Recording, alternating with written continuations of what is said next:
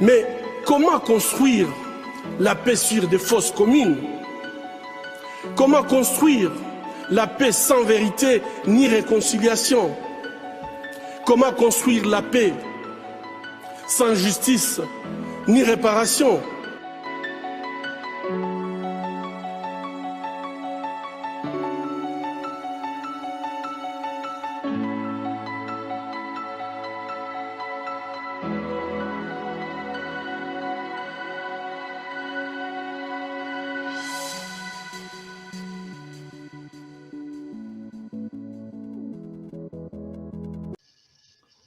Hervé Chesville, bonjour. Je vous reçois aujourd'hui dans le studio de La Voix des Grands Lacs, qui est une chaîne. Bonsoir, bonsoir. Vous êtes donc je vous souhaite la bienvenue dans nos studios et aujourd'hui, je voudrais aborder un sujet assez délicat. Comme vous l'avez vu, au Canada, il y a eu tout un débat sur le droit d'expression, le droit de la liberté de presse, la liberté d'expression. Chaque fois qu'il s'agit de parler du Rwanda, il y a des pressions énormes et on ne sait plus si en France, on peut, ou si la France va suivre le chemin de certains au Canada qui veulent faire taire les auteurs qui écrivent ou parlent du Rwanda. Mais avant d'aborder le sujet, avant d'aborder ce thème, je voudrais vous inviter naturellement à vous présenter à nos auditeurs afin qu'ils sachent qui vous êtes, pourquoi vous parlez du Rwanda, depuis quand connaissez-vous le Rwanda, et tout simplement ce que vous pensez de la situation dans ce pays que vous semblez connaître bien. Est-ce que vous pouvez vous présenter à nos éditeurs, Monsieur Chesville? D'abord, merci beaucoup de m'avoir invité. Je suis ravi d'avoir cette occasion de m'exprimer sur un sujet en particulier qui m'est cher. Donc, comme vous l'avez dit au départ, je suis Hervé Chesville, citoyen français, 60 ans. J'ai fait toute ma carrière dans l'humanitaire, ce qu'on appelle l'humanitaire. J'ai commencé comme volontaire dans des organisations non gouvernementales à la fin des années 70, les années 80. Et puis en 89, j'ai été recruté par le Programme alimentaire mondial des Nations Unies, qui m'a envoyé au Soudan, qui à l'époque comprenait également le Sud-Soudan. Et j'ai surtout passé mon temps au Sud-Soudan en pleine guerre. Ça a été un contact assez brutal, j'avais 29 ans, avec les réalités de la famine et de la guerre. Ensuite, le PAM m'a envoyé au Malawi. J'ai passé 4 années au Malawi. De là, j'ai été envoyé au Mozambique, le pays voisin, et je me trouvais au Mozambique au moment du génocide rwandais. J'ai suivi ça de loin, donc depuis le Mozambique. Mais j'ai malgré tout rencontré des gens à l'époque, collègues ou pas, qui revenaient du Rwanda et j'avais déjà pu me documenter un petit peu sur ce qui était en train de se passer. Ensuite, le PAM m'a envoyé en Ouganda. Alors là, je me suis rapproché du Rwanda puisque je suis arrivé en Ouganda en juin 95. Et dans le cadre de mes fonctions au PAM, j'ai eu l'occasion de visiter le camp de réfugiés de Nakivale, au sud-ouest de l'Ouganda, qui était un camp de réfugiés Hutus qui avait fui en 94. Mais la coïncidence a voulu que ce camp de Nakivale, je devais le découvrir plus tard, avait servi de base d'entraînement et de base arrière au FPR pendant la guerre de 90-94. Ensuite, le PAM, toujours, m'a envoyé faire une mission d'évaluation de la gestion du Programme alimentaire mondial Rwanda en septembre 96. Et c'est là que j'ai découvert certaines réalités concernant le PAM, la gestion du PAM au Rwanda, mais aussi réalité du pays. J'ai beaucoup sillonné le pays pendant cette mission d'évaluation. J'ai produit un rapport qui a fort déplu à la direction du PAM Rwanda, mais également, je devais l'apprendre par la suite, aux autorités du pays. Et en 98, le PAM a voulu m'affecter au Rwanda comme responsable de l'urgence au sein du PAM Kigali. J'ai refusé parce que je savais que mon rapport avait circulé et que je risquais d'avoir des ennuis, d'autant plus que, en tant que citoyen français, j'avais de légitimes raisons de penser que tout ça mis ensemble, ça risquait de faire que je ne serais pas le bienvenu. Le PAM ne m'a pas donné le choix et je suis donc allé au Rwanda pour prendre mes fonctions. Dès mon arrivée, j'ai été mis en garde par certains collègues loyaux, je dirais, du Programme alimentaire mondial Kigali, collègues locaux, qui m'ont dit que j'étais complètement fou d'être revenu au Rwanda, que mon rapport avait circulé et que ma vie était en danger. Malgré tout, je suis resté, même si j'ai informé le directeur de l'époque, le directeur du PAM, de cet état de choses. Il m'a assuré que je n'avais rien à craindre, que mon rapport avait été oublié. Mais quelques jours plus tard, j'ai été convoqué au ministère de l'Intérieur à Kigali, où j'ai eu affaire à un homme en civil qui parlait Ugandan English, l'anglais de l'Ouganda, et qui m'a accusé d'être en situation irrégulière, ce qui était faux puisque j'avais un visa en bonne et due forme. Il a confisqué mon passeport, m'a dit que j'avais interdiction de travailler et que je devais rester à ma résidence. J'ai malgré tout continué à faire mon travail, à aller au bureau tous les jours, même si j'ai arrêté de circuler dans le pays. Et au bout d'un mois, j'ai reçu la copie d'une lettre qui était adressée au PAM disant que je devais quitter le pays. J'ai donc quitté le pays. J'étais, même si ça n'était pas libellé de la sorte, j'étais de fait persona non grata au Rwanda. Ensuite, j'ai dû quitter le PAM parce qu'on m'a fait porter la responsabilité de cet échec, qui était en fait un échec prévisible et que j'avais prédit. Et j'ai travaillé pour l'UNICEF, notamment en République démocratique du Congo, à Goma, où j'ai eu à nouveau affaire au régime de Kigali, je dirais, puisqu'à l'époque, Goma était sous contrôle de l'armée rwandaise et de son faux-né, le RCD Goma. Je me suis occupé de démobilisation d'enfants soldats et donc là aussi j'ai eu à découvrir certaines réalités. Et j'ai travaillé par la suite à Bukavu également pour d'autres organisations. Et tout cela a fait que j'ai eu envie de témoigner de cette expérience, et c'est là que j'ai commencé à écrire. Donc je ne suis pas allé en Afrique pour écrire, mais c'est l'Afrique qui m'a fait devenir auteur. En 2003, mon premier livre est sorti. C'était un livre témoignage, je ne sais pas si on le voit ici à l'écran. Kadogo, enfant des guerres d'Afrique centrale. Publié à l'Harmattan, à Paris. Et ce livre était divisé en 4 parties, comme c'est indiqué sur la couverture. Soudan, Ouganda, Rwanda et République démocratique du Congo. Donc ce livre était surtout consacré aux enfants victimes de la guerre et naturellement aux enfants soldats, entre autres, mais pas seulement. Et dans ce livre, j'ai donc raconté, entre autres, mon expérience avec la démobilisation des enfants soldats en Ituri et au Kivu. Et ça, dans chaque partie, je fais également un historique du pays dont je parle, et c'est donc la première fois que j'ai parlé de ce qui s'est passé au Rwanda, la partie consacrée au Rwanda, donc.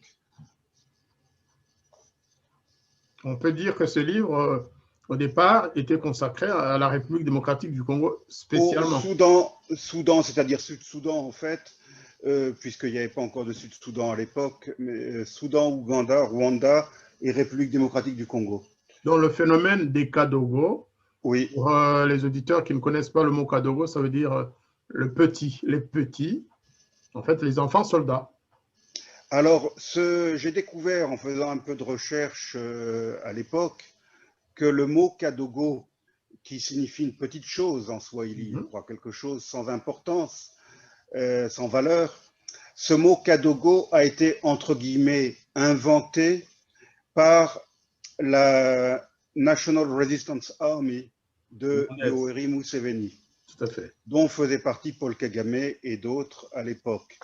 Parce que la NRA a recruté énormément de Kadogo et les officiers de cette armée rebelle avaient surnommé ces enfants les Kadogo, des petites choses sans importance qu'on peut perdre sans trop de problèmes et qu'on peut facilement remplacer.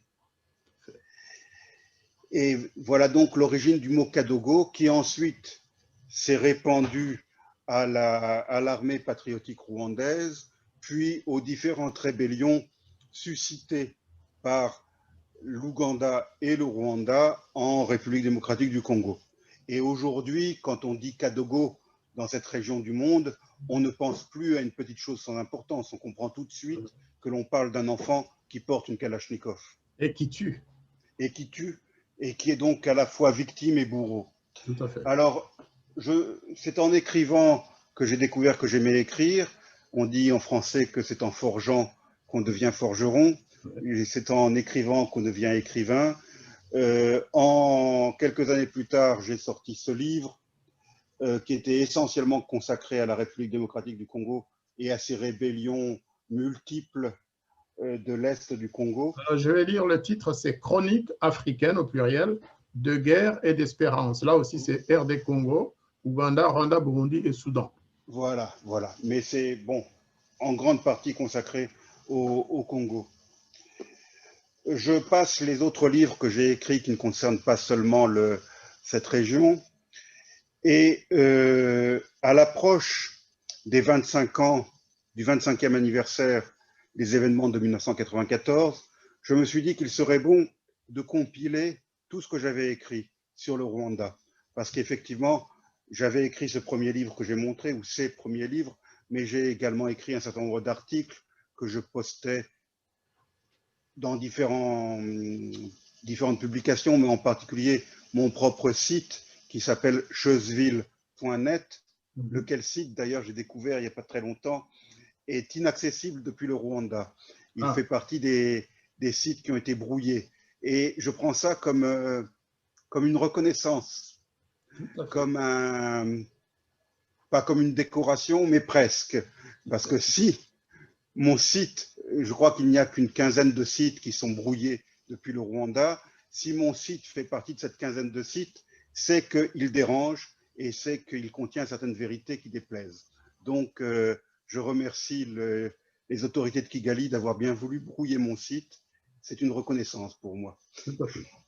Et donc, j'ai compilé tous ces écrits et j'en ai rajouté d'autres, bien sûr, pour sortir, juste avant le 25e anniversaire, ce livre, Rwanda, 25 années de mensonges, qui est sorti en 2018 et qui est exclusivement consacré au Rwanda. Et là, je vois une petite photo justement à la 4e de couverture. Oui, je vois un Européen au milieu d'enfants. Ben, c'est moi, un peu plus jeune. J'avais 36 ans quand la photo a été prise. Très bien, merci. Cette photo a été prise dans un village modèle que le PAM avait contribué d'ailleurs à réaliser, parce que le PAM fournissait de la nourriture pour la construction de ces villages. Il s'agissait de déplacer les paysans Hutus qui vivaient dans les collines et dans les montagnes et de les mettre dans des villages proches de la route principale afin d'assurer officiellement leur sécurité, mais en fait, afin de mieux contrôler la population. Et voilà donc ce livre qui m'a valu beaucoup d'attaques, beaucoup de critiques, qui m'a valu des intimidations et des calomnies.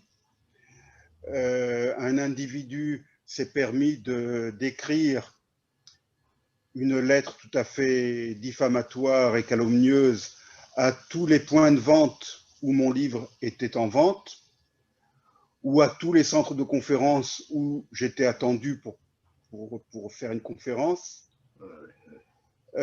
pour dire des choses, donc me traitant de négationniste, voire même de pro-génocidaire.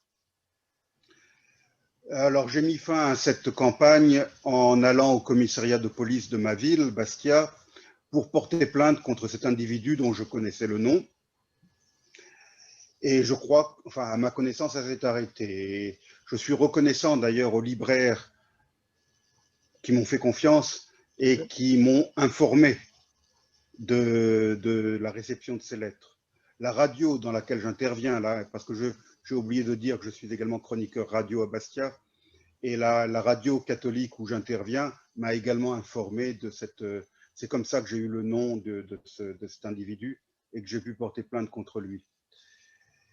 Et j'ai également parlé du Rwanda dans ce livre qui est un ouvrage collectif. Excusez-moi, Hervé Chazouid, cet individu, c'est un Français ou c'est un Rwandais ou c'est... Alors, c'est très drôle parce qu'au début, je pensais qu'il était rwandais. Parce que le nom avait une consonance que je qualifierais de bantou. Parce que ça commençait par MU. Ok. Et donc, j'ai été persuadé que c'était un Rwandais. À ma grande surprise, j'ai découvert que non, c'était un citoyen français, pas du tout rwandais. Mais bon, je ne peux pas naturellement révéler l'identité de ce monsieur comme ça dans le cadre de votre programme. Mais en tout cas, j'ai découvert que son nom était un nom basque et qu'il avait une certaine ressemblance à un nom d'Afrique centrale, je dirais. D'accord, Mais ça bon, arrive de temps en temps. ça arrive, oui, ça arrive. De ce côté de la France, on a souvent des noms comme ça. Voilà. Donc, ce livre, cet ouvrage collectif, je n'en suis pas l'unique auteur, je suis l'un des 17 auteurs. C'était le docteur Edmond Simeoni. Je ne sais pas si vous avez entendu parler du docteur Edmond Simeoni, qui était un grand ami à moi et qui était le père du nationalisme corse, je dirais, du nationalisme moderne. Très connu en Corse et en France en général. Voilà, et dans le monde. Et il m'avait demandé, parce que sa dernière activité, alors qu'il était déjà très âgé, ça a été de s'intéresser à la diaspora corse. Il y a environ 2 millions de Corses dans le monde. Et sachant que j'avais longtemps vécu en Afrique, il m'a demandé de faire un résumé un peu de ma vie en Afrique. Et il avait fait la même demande à d'autres Corses qui avaient vécu ailleurs, en Chine, au Mexique ou au Venezuela. Et donc, chacun a fait son petit texte. Et donc, moi, j'ai fait mon chapitre qui s'intitule, je ne sais pas si on le voit, 24 années en Afrique, dans lequel je reviens sur mon expérience rwandaise. Voilà. D'accord. Donc, en gros, c'est ça. Je vous ai montré 4 livres. Mais si j'inclus cet ouvrage collectif, ça en fait 10 au total. Et j'en ai un 11e qui est en préparation actuellement, et même un 12e. Voilà en gros. Donc en plus, comme je l'ai indiqué, je fais une émission hebdomadaire à Radio Salve Regina à Bastia, qui peut être écoutée dans le monde entier grâce à l'Internet. Et j'ai souvent l'occasion de parler du Rwanda. J'ai fait de nombreuses émissions spéciales sur le Rwanda, et notamment, j'ai souvent évoqué le nom de Kizito Mihigo, et je suis fier de dire que ses chansons, en particulier celle qui lui a valu tant d'ennuis, et qui lui a même, je dirais, coûté la vie, est régulièrement diffusée sur les ondes de radio Salve Regina. Et j'en suis très fier, parce que je sais qu'elle est interdite au Rwanda. D'ailleurs, en parlant de Kizito, ce que j'ai oublié de dire, c'est que ce livre, je l'avais dédié. Est-ce que vous voyez la... Est-ce que c'est lisible?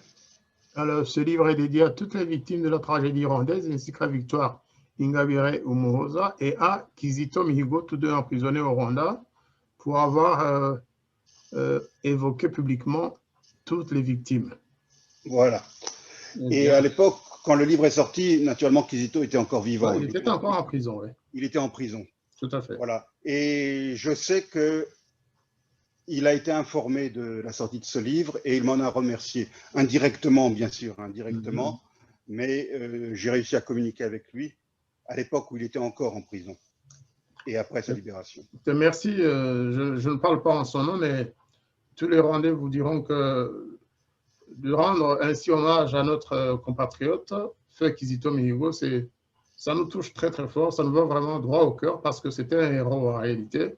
Il a été un des premiers rescapés du génocide Tutsi à demander que le Rwanda soit une nation enfin autour d'une mémoire commune de toutes ses victimes sans discrimination.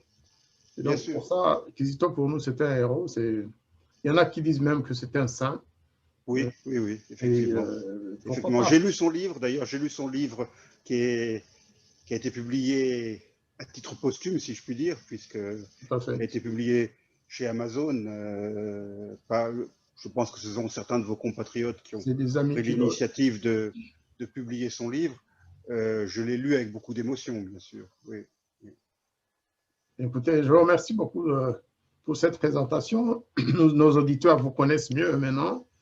On va passer donc dans le vif du sujet. On va entrer dans le vif du sujet pour parler de la liberté. Vous qui avez publié des livres faisant allusion aux événements du Rwanda, au génocide, aux crimes de toutes les parties belligérantes, parce que ceux qui ne le savent pas pensent qu'il n'y a eu qu'un génocide contre les Tutsis, mais il y a une page qu'on ne lit jamais, une page de l'histoire rwandaise qu'on préfère garder secrète et cachée. Moi, pour ma part, je préfère toujours, quand on parle du génocide, je préfère toujours rappeler que la guerre a commencé le 1er octobre 1990. Tout à fait. Parce que trop souvent, on ne parle que de l'année 1994, qui a été une année épouvantable, en particulier les 100 jours d'avril à juillet. Mais ça, ce n'était, je ne peux même pas dire l'épilogue, puisque ça a continué après, mais disons, ça a été le paroxysme d'une crise qui avait été déclenchée le 1er octobre 1990. Et oui, et entre le 1er octobre 90 et le 6 avril 94, il y a eu beaucoup d'autres massacres. Effectivement. Donc, ça aussi, il y a certains qui ne veulent pas qu'on en parle, et notamment le gouvernement actuel qui est composé essentiellement des anciens rebelles. Comment dirais-je, ma conviction et la ligne de conduite que je me suis fixée depuis mon premier séjour au Rwanda a toujours été la même, à savoir toutes les victimes sont respectables, toutes les victimes doivent être commémorées, honorées, tout à fait. Et tous les bourreaux, quels qu'ils soient, quelle que soit leur appartenance politique, militaire ou ethnique, tous les bourreaux doivent être dénoncés. Et ça, c'est une ligne de conduite que j'applique bien sûr au Rwanda, mais pas seulement. J'ai fait la même chose en Ituri ou ailleurs. Donc, c'est ma ligne de conduite. Et ça, naturellement, ça ne plaît pas nécessairement aux gens qui sont actuellement au pouvoir à Kigali, qui voudraient que l'on n'honore qu'une seule catégorie de victimes et que l'on envoie au tribunal une seule catégorie de bourreaux. En fait, ça ne plaît pas, il faut le dire, à une partie des bourreaux. Voilà, bien sûr. Ils ne veulent pas qu'on parle des crimes qu'ils ont commis, c'est ça. Bien sûr. Alors, justement, l'expérience que vous avez peut-être connue en écrivant sur le Rwanda, est-ce que, tout à l'heure, vous parliez de la personne qui a écrit un courrier, oui, en vous traitant de tous les noms de négationnistes et de collaborateurs des génocidaires. Oui. Est-ce qu'il y a eu d'autres, est-ce que vous avez connu d'autres obstacles ou d'autres menaces de ce genre? Disons que je subis un harcèlement que je qualifierais de quotidien sur un réseau social comme Twitter. Oui. Parce que naturellement, je m'exprime aussi sur Twitter, je partage des tweets et je parle de mes livres aussi sur Twitter.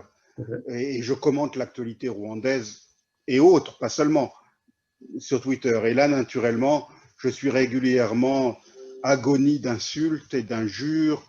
On s'en prend à mon nom, on s'en prend à ma nationalité, parce qu'apparemment, pour certains, le fait d'être français me rend nécessairement coupable Les méchants. et prétendus agissements de l'armée française ou des faits et gestes de François Mitterrand ou de je ne sais qui. Moi, de ce côté-là, je suis très à l'aise. On a oublié de dire, peut-être dans la présentation, que je suis en Corse. Bon, je n'ai pas un nom corse, mais ma mère est corse. Depuis mon plus jeune âge, je me suis battu pour la reconnaissance du peuple corse, son identité, sa culture, et pour obtenir une certaine autonomie vis-à-vis de la France. Donc, je peux dire que j'ai, à ma manière, combattu également les autorités françaises et les différents gouvernements français à différentes époques. Donc, ça me fait bien rire quand je vois des tweets assassins dans lesquels on me considère comme un suppôt du gouvernement français ou de Mitterrand ou de l'opération turquoise. De ce côté-là, je suis très, très à l'aise. Je ne me bats pas par la plume ou par le micro pour défendre l'honneur de la France. Absolument pas. Ce n'est pas votre rôle, c'est pas votre rôle. En plus, vous n'avez même pas à vous expliquer. Quand exactement. Votre Exactement. témoignage, comme je l'ai dit tout à l'heure, j'étais au Mozambique lors du génocide. Donc, je ne me sens aucune responsabilité dans ce qui a pu se passer au Rwanda, où je n'avais pas mis les pieds à l'époque. Je tiens aussi à dire clairement que je n'ai pas vécu au Rwanda du président Habyarimana ou du régime intérimaire. Donc moi, je ne connais qu'un seul Rwanda, un seul. C'est le Rwanda de Paul Kagame. C'est le seul Rwanda que je connaisse. Que vous avez vu à l'œuvre en plus. Vous l'avez vu à l'œuvre. Exactement. Vous avez vu comment ils traitent les Rwandais, comment ils traitent les journalistes, comment ils traitent… Absolument. Voilà. Absolument. Donc, je suis très à l'aise vis-à-vis de ces attaques, même si c'est sûr que pour ceux qui ne me connaissent pas ou qui me connaissent mal, parfois, ce genre d'accusation peut avoir des effets négatifs. Tout à fait. En fait, ça peut même vous renforcer dans vos croyances de vérité. Et de… Ah, ça c'est sûr. Plus on m'attaque, plus j'ai envie de continuer ce combat. Ça, c'est certain. Vous avez raison. Alors, tout à l'heure, vous disiez que pour vous, il fallait tenir compte de toutes les victimes et il fallait aussi poursuivre, si possible, tous les bourreaux. Tous les bourreaux. Ben, je vais vous dire que c'est le slogan d'une organisation que je préside, la Fondation Ibuka Bose, l'Ingira Bose, Mémoire et Justice pour tous. Et donc, nous nous retrouvons sur ce terrain. Absolument. Et on va se battre ensemble pour faire passer ces messages. Parmi mes expériences que j'ai oublié de mentionner tout à l'heure, j'ai été une fois témoin à la Cour pénale internationale pour le procès d'un seigneur de la guerre de l'Itourie bien connu. Donc, lorsque l'on m'a invité à La Haye pour témoigner, je l'ai fait. C'est pas la meilleure chose que j'ai fait dans ma vie et je le regrette maintenant parce que je n'ai pas eu la liberté de parole. J'étais témoin, donc chaque fois, pour pouvoir m'exprimer, il fallait qu'on me pose une question, que ce soit l'accusation ou la défense. Et chaque fois que j'essayais de prendre la parole, j'étais aussitôt interrompu par la partie adverse qui émettait une objection à ma prise de parole en disant que la question n'avait rien à voir avec le dossier. Ce qui fait que j'ai quitté La Haye très frustré parce que ce que j'ai voulu dire, je n'ai pas pu le dire. Et on m'a interrogé sur des choses qui n'avaient rien à voir avec ce que j'aurais aimé dire. Donc, ça m'a permis de mieux comprendre le mécanisme très lourd de cette justice internationale. Tout à fait. C'est une justice très frustrante, effectivement. Surtout, là, vous parlez de la justice de la CPI. De la CPI, oui. Mais quand vous remontez plus loin, en parlant de TPIR, c'est encore plus frustrant parce que vous pouvez avoir affaire à des innocents, mais qui sont en fait des bourreaux ou des anciens bourreaux, et devoir accuser des innocents, précisément, on vous dit, mais ne parlez surtout pas de cela. Vous ne parlez Et pas des bourreaux de cette voilà. catégorie. Et moi, ce que j'aurais voulu dire à La Haye, c'est que ce seigneur de la guerre contre lequel je témoignais Oui, n'était pas une entité indépendante, que c'était pas une génération spontanée, tout à fait. qu'il avait des gens au-dessus de lui, des gens qui l'ont créé, qui l'ont armé, des gens dans les pays voisins. Et bien sûr, je pensais au Rwanda et à l'Ouganda. Mais ça, je n'ai pas pu le dire. Je n'ai pas pu le dire. Il y a de quoi frustrer. Alors, pour reparler de nouveau de la liberté de presse, d'expression en France, hein, parce que nous sommes en France, mais on ne peut pas parler de la France sans parler de l'actualité. L'actualité, c'est la cabale, les persécutions, le harcèlement d'une grande journaliste canadienne, Judy Revers, et qui, après le livre qu'elle vient de sortir en France, hein, Rwanda, les loges du sang, subit un véritable harcèlement de la part de certains milieux rwandais et canadiens, mais surtout rwandais, une catégorie de rescapés du génocide qui s'en prend à elle en la traitant de négationniste, en la traitant de Qui n'ont même pas lu collaboratrice. son livre. Qui n'ont même pas lu son livre, d'ailleurs. Ces Vous gens qui s'en prennent à elle, pour la plupart, n'ont pas lu son livre. En tout cas, qui demande que ce livre ne soit pas lu. Ils se contentent de colporter les mêmes adjectifs négationnistes, génocidaires, etc. Voilà. Et donc, moi, ce livre, je l'ai lu. Là, vous soulignez un élément très important. Oui. Ils sont censés n'avoir pas lu ce livre parce qu'ils demandent à Radio-Canada de ne pas en parler. Ils demandent que ce livre soit censuré, qu'il ne sorte pas. Et on se demande sur quelle base ils le jugent. Comment peuvent-ils traiter un auteur de négationniste lorsqu'ils n'ont pas lu son livre? Et même s'ils l'avaient lu, parce que nous, on l'a lu. Ce n'est pas un livre de négationnisme, c'est un livre où Judy Revers dit toute la vérité sur les crimes qu'elle a par ailleurs documentés, documentés des deux côtés, des deux belligérants, c'est-à-dire le massacre des Tutsis d'un côté et le massacre des Hutus de l'autre, aussi bien au Rwanda qu'en République démocratique du Congo. Et là, on la traite de négationniste.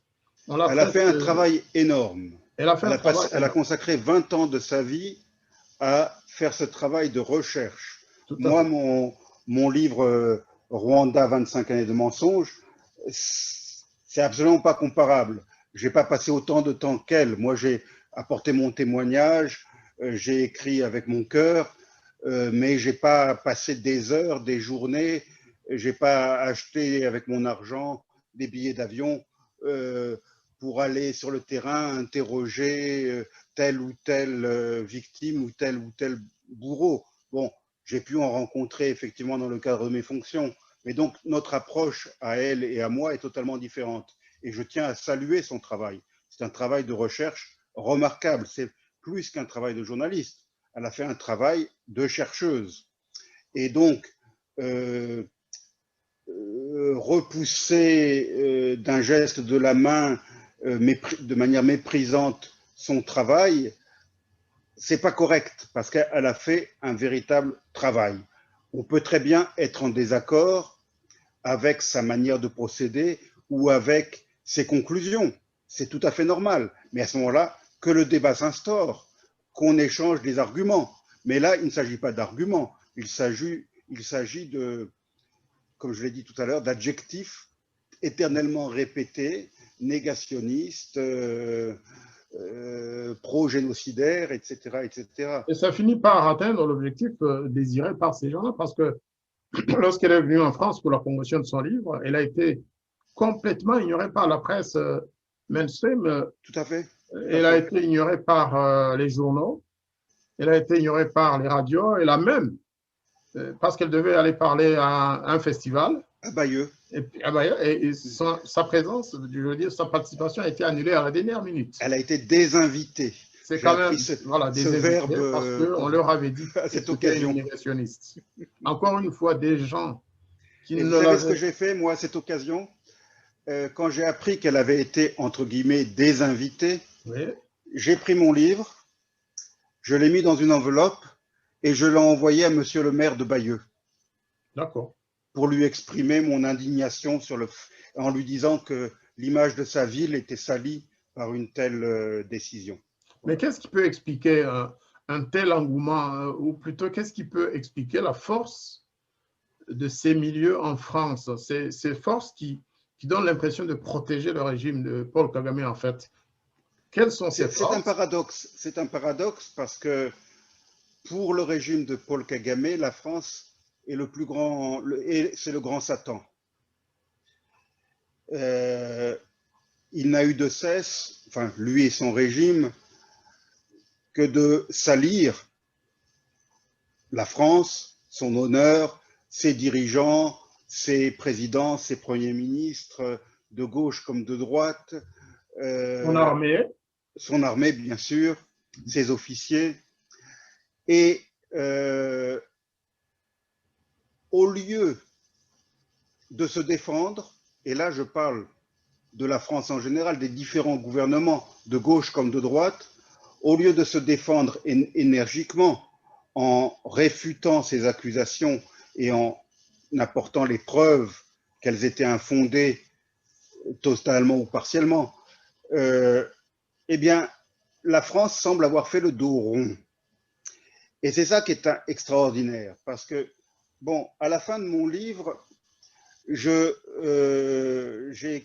y a un chapitre où je parle des protagonistes étrangers qui peuvent être considérés comme ayant eu une responsabilité dans ce qui s'est passé au Rwanda. Précisons d'abord que pour moi, le génocide rwandais, il est rwandais. Ce sont des Rwandais qui ont massacré d'autres Rwandais. Ce n'est pas une armée de mercenaires venue d'Afrique du Sud ou de je ne sais où qui est venue avec armes et bagages pour massacrer des Rwandais. Ce sont bel et bien des Rwandais qui ont massacré d'autres Rwandais. Maintenant, que les conditions aient été créées de l'étranger pour que cette tragédie atroce se produise, c'est possible. Mais alors justement, je fais la liste, moi, des protagonistes étrangers qui ont une responsabilité. Alors, le premier protagoniste étranger que je nomme, c'est l'Ouganda, clairement.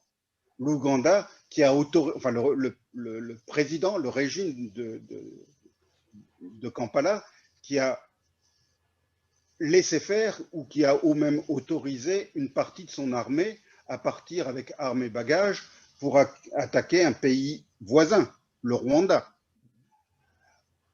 Ensuite, ce sont les puissances qui ont soutenu cette faction de l'armée ougandaise devenue rébellion à travers l'Ouganda. Donc là, je pense tout naturellement aux États-Unis, je pense même à Israël, je pense à peut-être la Grande-Bretagne, qui ont encouragé et soutenu ce mouvement à travers la frontière entre l'Ouganda et le Rwanda. Je pense aussi à l'ONU. Et quand je dis l'ONU, je pense au Conseil de sécurité qui a pris la décision calamiteuse de retirer ces casques bleus ou la majorité de ces casques bleus, alors qu'au contraire, il aurait fallu en envoyer davantage et leur donner la permission de tirer. Hein, je me souviens plus comment on appelle le chapitre 7. Voilà, le chapitre 7. Il aurait fallu à l'époque, parce qu'il y avait quand même plusieurs milliers de casques bleus qui étaient présents au Rwanda à l'époque, cette force bien armée aurait très bien pu enrayer la machine génocidaire. Or, sous la pression des États-Unis, on l'a au contraire retiré du Rwanda en ne laissant qu'un petit contingent qui effectivement n'avait plus la possibilité de faire quoi que ce soit et qui n'a jamais eu le chapitre 7 pour pouvoir ouvrir le feu. Donc, je cite toutes ces...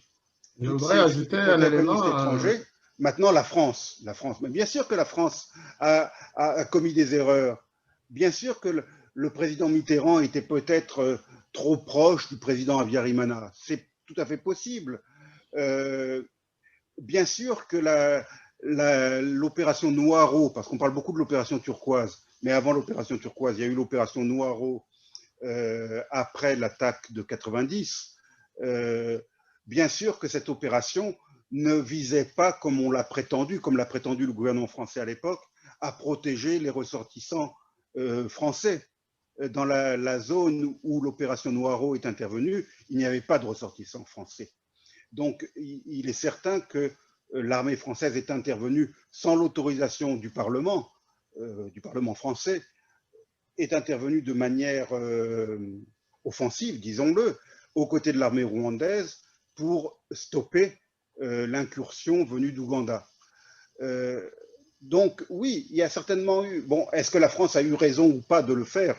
C'est discutable et je comprends très bien que ça puisse être contesté, notamment le fait... C'est pas plus contestable, Hervé Chezul, c'est pas plus contestable d'autoriser des réfugiés à attaquer leur pays d'origine. Mais bien sûr. Parce que là, au moins, il y avait un accord de défense entre le Rwanda et la France. Exactement.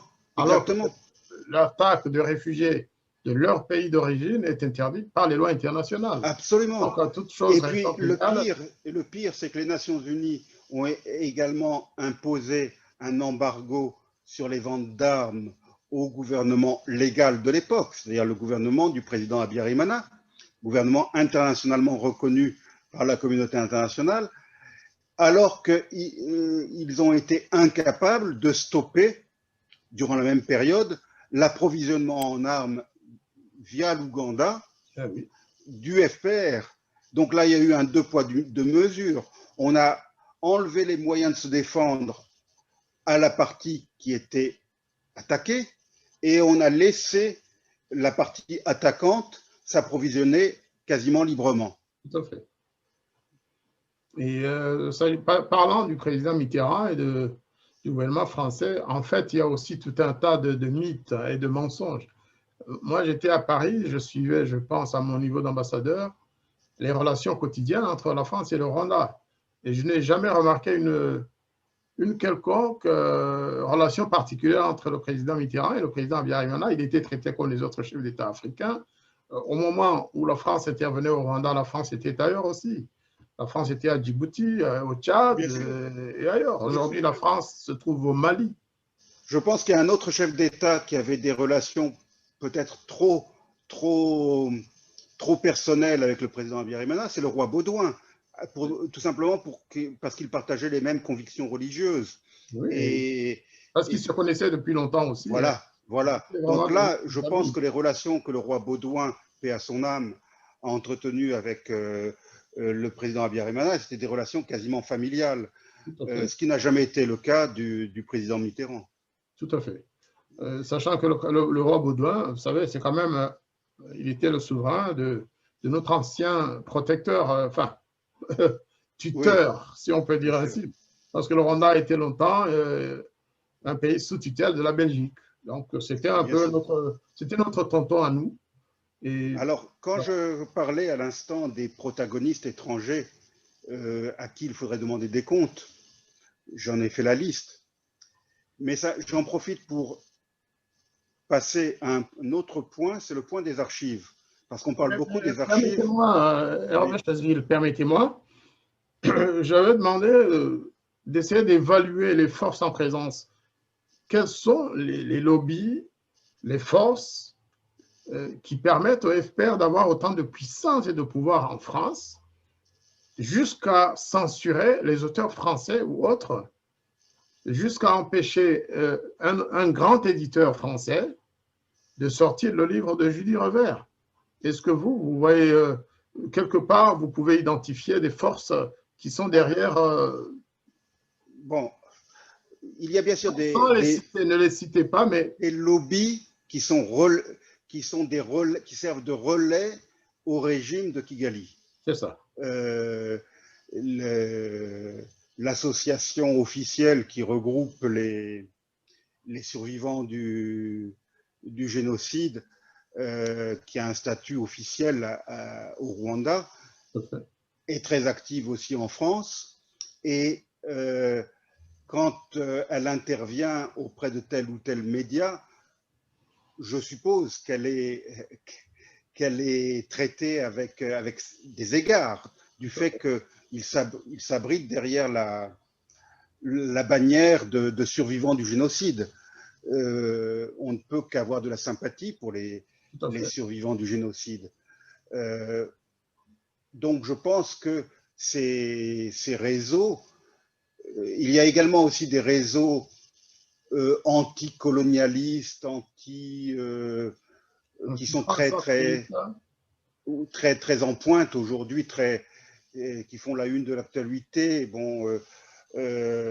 qui passent leur temps matin, midi et soir à dénigrer le passé colonial de la France. Donc là, l'affaire du Rwanda, pour eux, c'était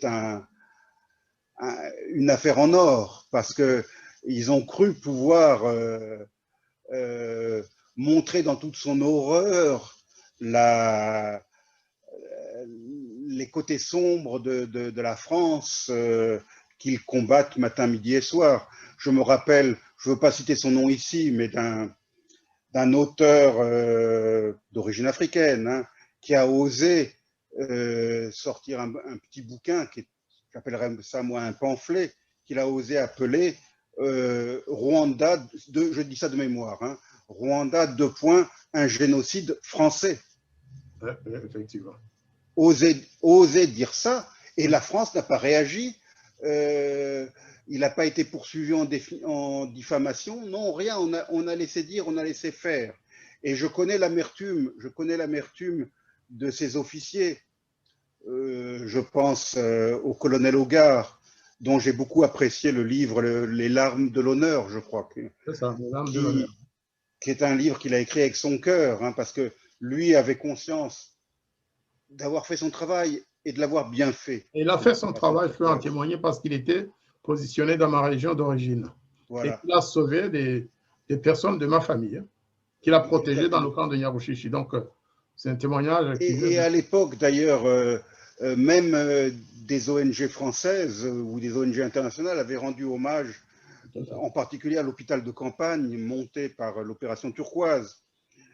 Et donc, le fait, moi je trouve ça impardonnable, vraiment impardonnable. Et je vous ai dit pourtant mon approche un peu critique de l'État français. Mais je trouve ça impardonnable que cet État français, ces gouvernements successifs de droite, de gauche, n'aient jamais pris une position publique et sans ambiguïté pour défendre l'honneur du général Lafourcade, du colonel Hogarth et de tous ces hommes qui ont fait du bon boulot durant l'opération Turquoise. Qui ont travaillé pour l'honneur de la France aussi. Mais bien sûr, Moi, j'ai été témoin, j'étais pas, comme je l'ai dit, j'étais pas au Rwanda à l'époque, mais j'ai été témoin de l'opération Épervier, je crois. Je me trouvais en Ituri, en République démocratique du Congo, pendant l'opération Épervier, et qui était un peu de la même nature que l'opération Turquoise, parce qu'elle était aussi limitée dans le temps, et sous mandat de l'ONU, comme l'opération Turquoise. Et j'étais très admiratif, je dois le dire, du professionnalisme de ces soldats français, qui ont été remplacés par la suite par des Uruguayens, par des Pakistanais, qui ne parlaient pas un mot de français. Il s'est passé la même chose avec Turquoise au Rwanda, et je pense que tant les Ituriens que les Rwandais ont vu la différence quand les autres sont arrivés pour remplacer, pour prendre la relève.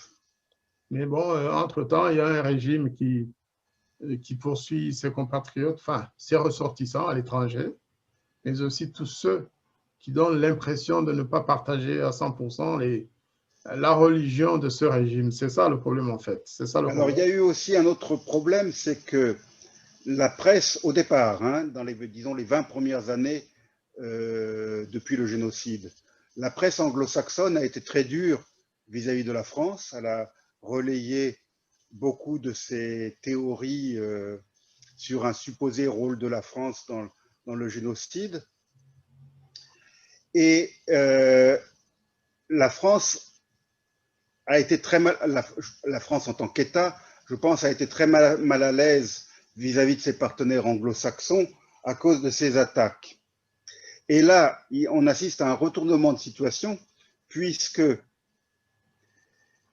dans les pays anglo-saxons, États-Unis, Canada, Grande-Bretagne, depuis 4 ou 5 ans, on assiste à l'expression ou à la publication de livres, d'articles de gens honnêtes qui, je pense à la BBC, qui a fait ce fameux documentaire qui a fait scandale à Kigali, et à d'autres. Ils ont osé s'exprimer, ils ont osé montrer l'envers du décor. Tandis que la France, elle, traumatisée, je dirais, par les attaques précédentes, on a très peu fait écho. Très peu fait écho.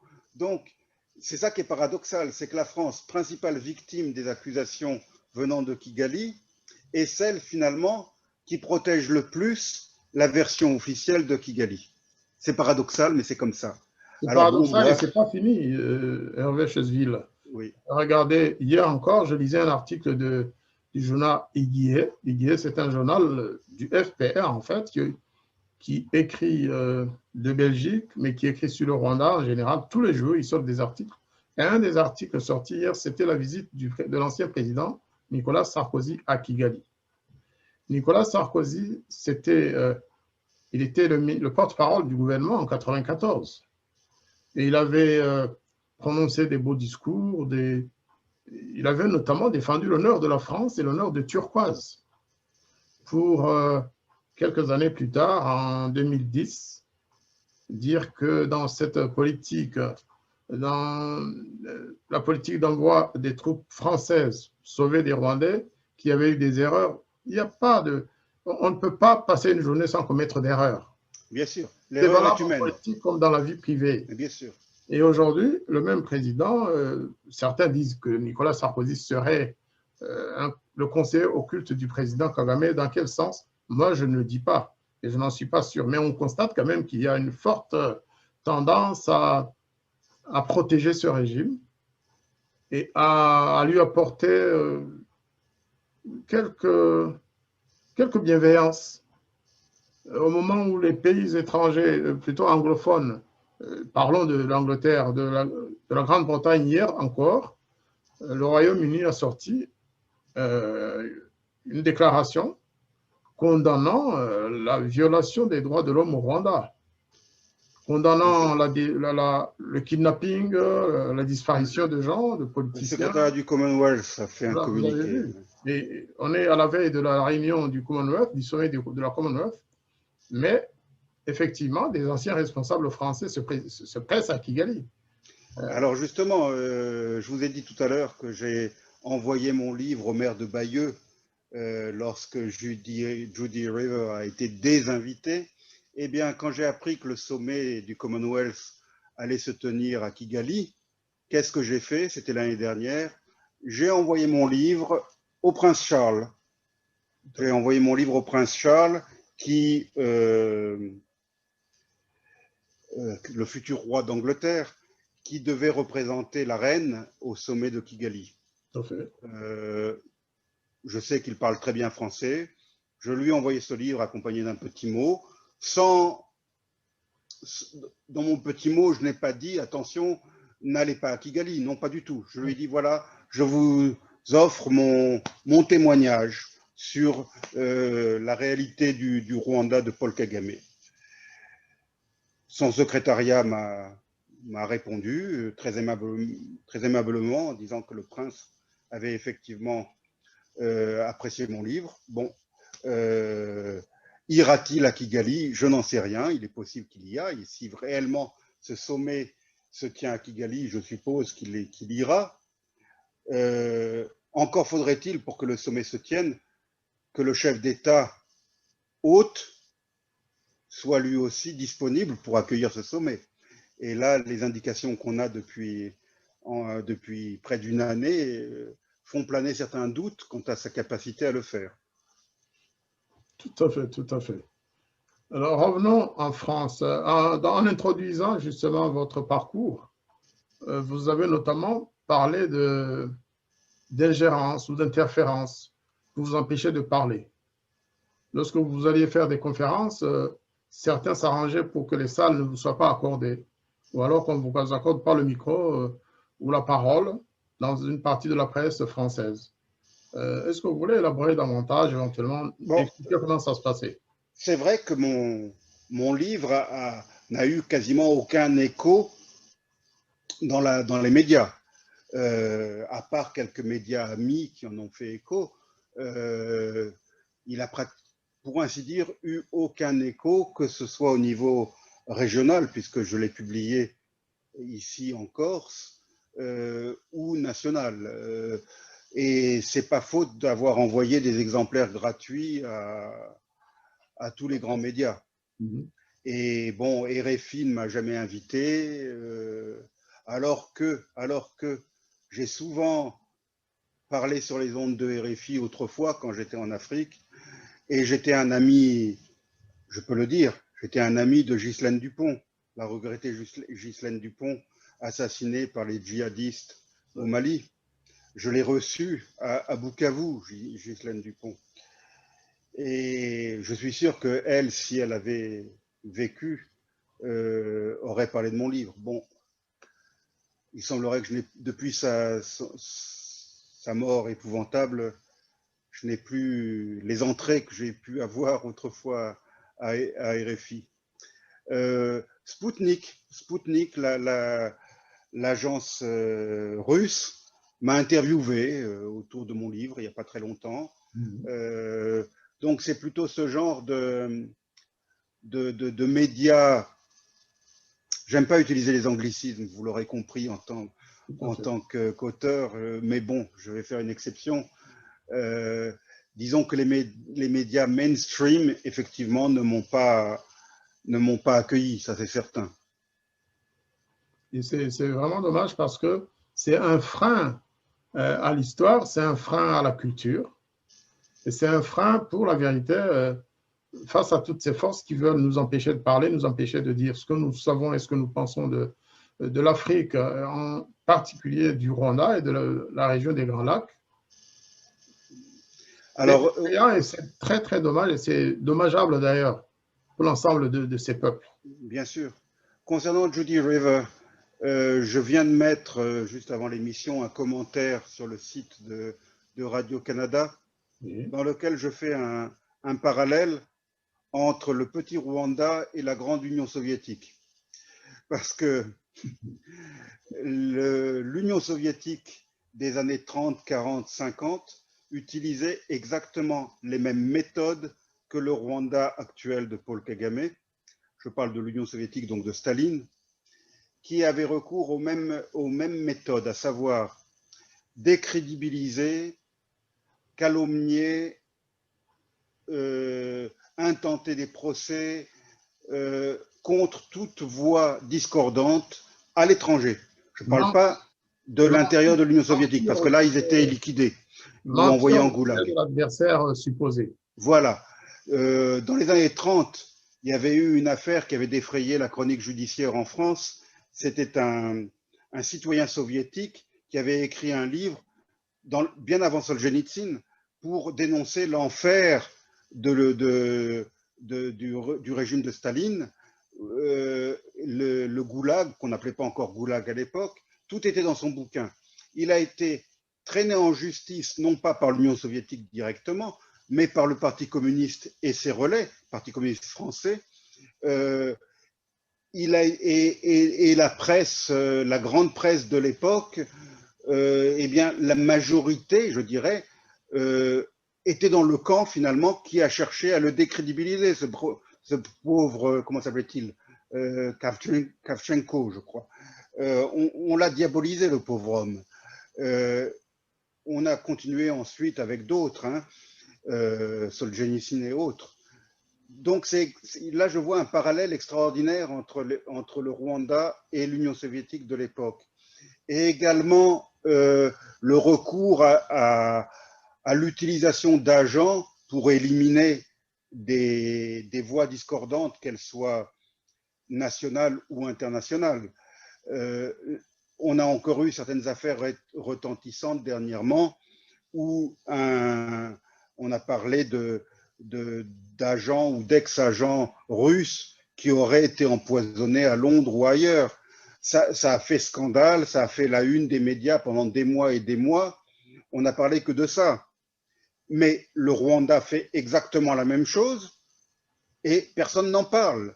Les ambassades du Rwanda, de Bruxelles, de Paris ou d'Ottawa servent de base à ce genre d'opérations occultes contre des Rwandais, mais pas seulement, comme peut en témoigner Judy Rever.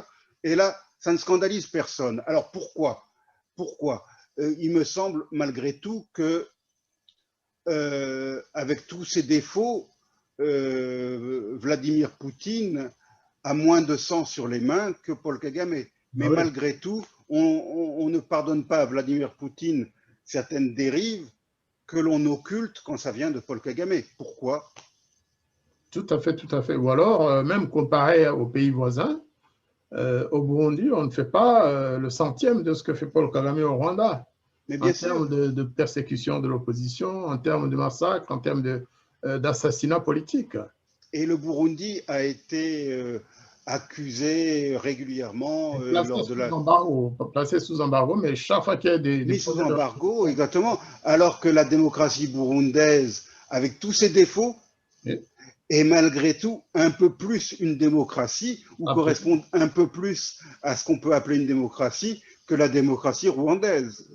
Si on peut parler de démocratie au Rwanda, au Bah, Burundi, il y a au moins un essai de partage, il y a vraiment un régime de consensus. bien Au sûr, Rwanda, si vous écoutez, avec tous ses défauts. Hein. Moi, j'ai après, été critique du président Nkurunziza.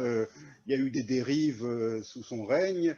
Euh, on a parlé de ces journalistes qui ont été arrêtés, qui ont passé 1 an en prison pour avoir rendu compte d'une attaque rebelle. Bon, c'est sûr que le Burundi n'est pas exempt de critiques non, et de reproches, tout à fait. mais c'est un paradis par rapport au Rwanda, par rapport à la situation au Rwanda. Dans ce domaine, en tout cas, si vous lisez le livre d'Anjan Sanduram, eh bien, vous comprendrez qu'effectivement, le Rwanda, ce n'est pas le Rwanda qu'on nous présente dans la presse. Et bien Euh, sûr, mais donne, la presse se limite souvent aux beaux buildings et aux belles avenues bien propres de voilà, Kigali. C'est la exactement. vitrine, mais ils ne vont pas voir ce qui se passe dans les collines. Ils ne vont pas voir la pauvreté extrême, la pauvreté abjecte, la malnutrition des enfants. Ça c'est des choses qu'on ne voit pas si on reste à Kigali ou qu'on voit peu. Parce que si on veut vraiment ouvrir les yeux, même à Kigali, je pense on peut voir certaines choses. Très Et bien. je pense que le régime de Kigali a également dépensé des millions et des millions de dollars pour embaucher des agences spécialisées dans les relations publiques. Tout à fait. On en parlera peut-être à une autre occasion s'agissant de la France. Parce qu'en France, il y a des groupes de presse qui ont signé des contrats de communication avec le régime de Kigali et Mais qui, bien sûr, il y a un magazine bien connu qui voilà, était très hostile à Paul Kagame et au FPR jusqu'à une certaine époque et qui du jour au lendemain a changé complètement d'optique à partir du moment où le régime de Kigali a acheté des carnets publicitaires qui font vivre le magazine en question. ben justement, puisque la fin de notre émission s'approche, qu'est-ce que vous diriez d'abord à tous ceux qui veulent parler du Rwanda, à tous ceux qui détiennent la vérité, la vraie vérité, c'est-à-dire qui n'est pas partiale, une vérité qui parle de tout le monde, de tous les citoyens rwandais, de toutes les victimes, de tous les bourreaux. Euh, Qu'est-ce que vous leur diriez? Qu'est-ce que vous leur donnez comme recommandation? Mais aussi, qu'est-ce que vous diriez éventuellement à ceux des Français qui soutiennent un régime qui tue ces populations et qui surtout empêche toute liberté de presse, toute liberté d'expression? Je leur dirais de ne pas croire tout ce qu'on dit dans les grands médias. Je leur dirais de creuser un peu plus, de se documenter, de lire les deux versions, parce que je ne vais pas utiliser la même méthode que ceux qui nous dénigrent. Je pense qu'il faut lire, même ceux qui font l'apologie du régime de Kagame, ben, il faut aussi lire ces livres, il faut les lire, mais il faut aussi lire Judy Rever, modestement, ou plutôt immodestement, je dirais. Lisez aussi mon livre, lisez le livre du colonel Hogarth dont j'ai parlé tout à l'heure, lisez les livres de Robin Philpott au Canada et de bien d'autres, du professeur Reykens et d'autres, du professeur Lugan en France, pour avoir un autre son de cloche. Parce que je pense que nul n'a le monopole de la vérité. Il y a un adage français qui dit « malheur au vaincu ». Vae victis en latin, en fait. Et effectivement, quand on appartient au camp des vaincus, on n'écrit pas l'histoire officielle de ce qui s'est passé. C'est ce qui s'est passé pour Carthage, qui a été rayé de la carte par l'Empire romain. Toute l'histoire de Carthage dont on dispose a été écrite par des historiens romains. Alors naturellement, on a une mauvaise image d'Hannibal, d'Hamilcar, etc. Voilà un exemple historique. Mais il se passe la même chose aujourd'hui avec le Rwanda. Les vaincus sont inaudibles. Alors, moi j'encourage la recherche, j'encourage l'ouverture des archives. J'avais failli dire quelque chose tout à l'heure au sujet des archives. Allez-y, hein. On a encore 5 minutes pour parler les archives, mais pas seulement les archives françaises. Je suis très content si les archives de François Mitterrand sont ouvertes ou les archives de l'armée française, mais ouvrons aussi les archives américaines, ouvrons les archives onusiennes du Conseil de sécurité, ouvrons les archives israéliennes, ouvrons les archives britanniques, et les archives belges, bien sûr, et les archives ougandaises, si elles existent. Vous savez, le président Museveni, je le connais bien, j'ai vécu en Ouganda de nombreuses années, il a ses qualités et ses défauts, il a été réélu dernièrement de manière peut-être contestable, mais moi, j'ai une recommandation à faire au président Kagame, au président, pardon, Museveni, à l'âge qu'il atteint aujourd'hui, et avec les problèmes qu'il a avec son voisin du Sud, à savoir le Rwanda. J'encouragerais le président Museveni à écrire ses mémoires, dans lesquelles il dirait toute la vérité.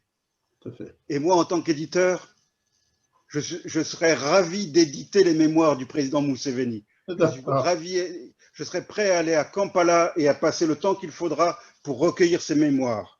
Parce que vraiment, il a des choses à dire. Et si un jour le président Museveni dit la vérité, ça sera tout à fait dommageable pour Kagame.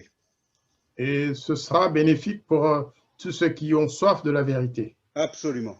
Absolument. Je pense qu'on peut conclure sur cette notion-là. Cette invitation. Nous demandons l'ouverture de toutes les archives. Absolument. Pas seulement françaises, parce que les archives françaises, c'est quoi? Et les archives du FPR, j'ai oublié, les archives du FPR également. Moi, j'ai dit du Rwanda, mais en fait, je voulais dire du FPR. Bien sûr. Parce que les archives rwandaises d'avant, elles ont fait l'objet de scrutin. Ils ont été publiées quelque part.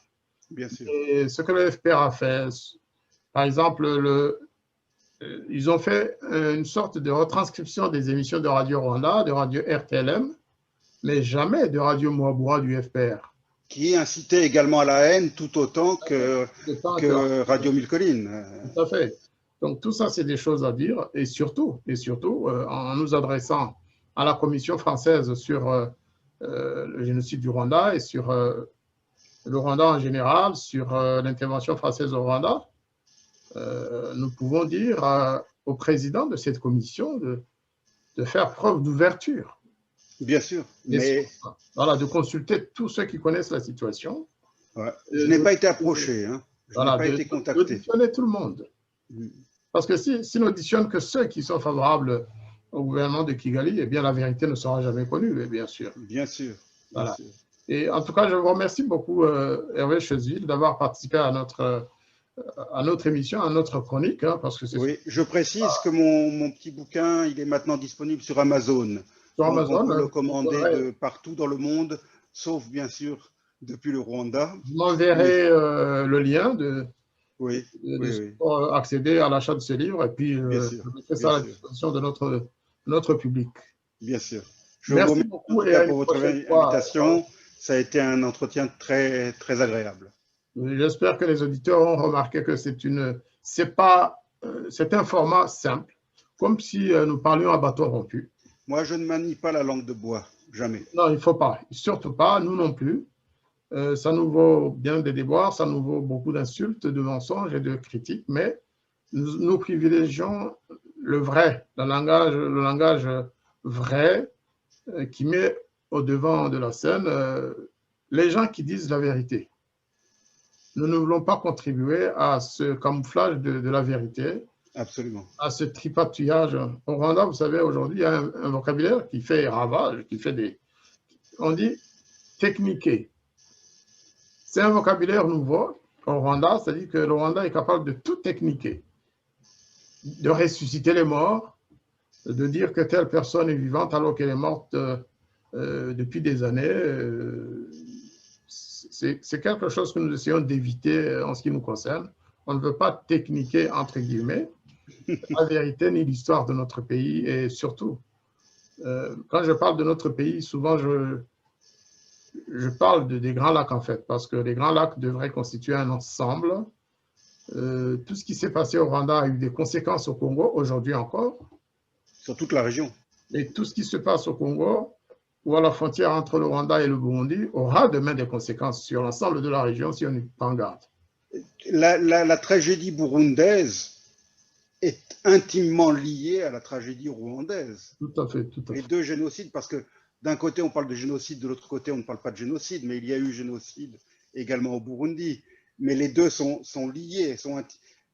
Je dis toujours qu'on ne peut pas éternuer au Rwanda sans tomber malade au Burundi, et inversement. Tout à fait, tout à fait. Eh bien, chers auditeurs, nous vous remercions d'avoir suivi cette émission et à une prochaine avec Hervé Chesville ou avec un autre invité. Merci. Ce sera avec plaisir. Merci, merci. Au revoir. Au revoir.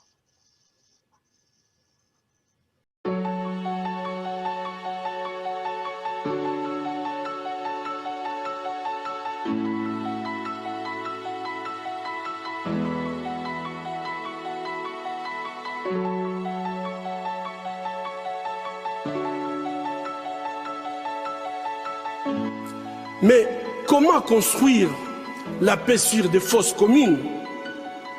Comment construire la paix sans vérité ni réconciliation? Comment construire la paix sans justice ni réparation?